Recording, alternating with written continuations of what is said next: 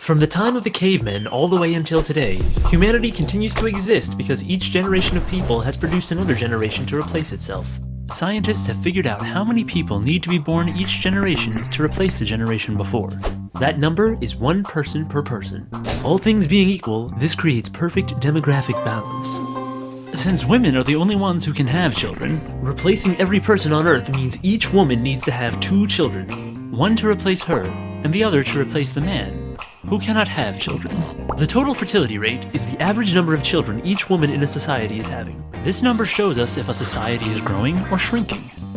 In developed countries, the replacement rate birth rate is 2.1 children per woman.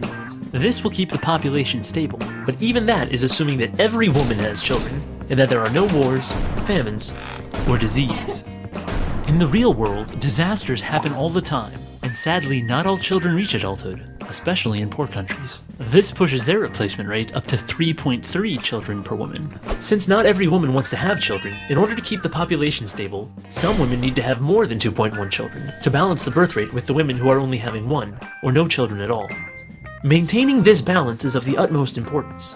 If society does not at least replace itself every generation, human numbers begin to fall exponentially. Economic and social problems appear, as elderly people retiring begin to outnumber young people entering the workplace. This is already happening all over the developed world.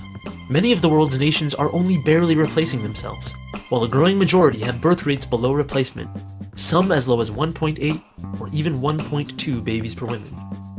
Many societies are facing a very real danger: extinction.